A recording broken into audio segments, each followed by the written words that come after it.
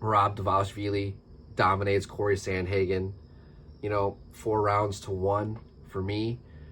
I think Corey had that first round, fought well. Merab was trying to establish, his pressure, take away the range of Corey, and Corey was fighting good and reactive. And then Merab just got, in that second round when he cracked Corey, he's like, all right, motherfucker, you want to stand? Let's stand. And he fucking cracked him and dropped him, almost finished him. Could have been a 10-8 round. I probably would have scored it a 10-8 round. It was just pure dominance. Then 3, 4, you just saw Merab just being the machine. Pressure. Corey just was doing his best, but just really didn't have any true... He was just being bullied, big brothered out there.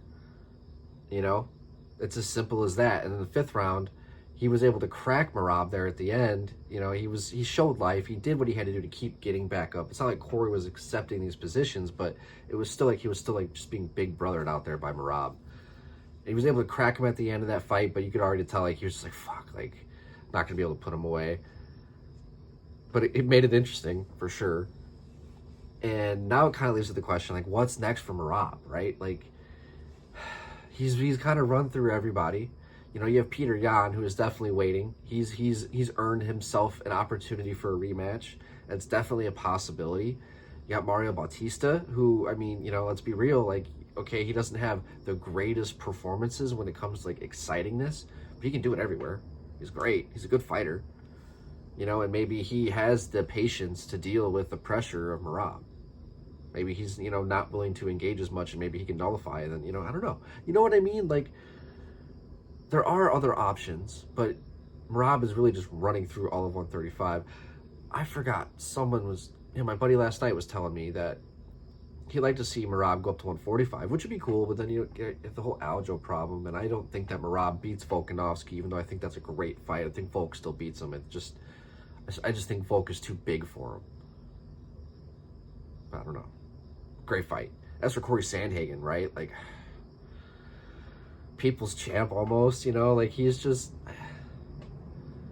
I like, obviously I'm going to always talk about him versus Sean O'Malley. I think that makes like all the sense for us selfishly as fans. I'm sure Corey says the same thing.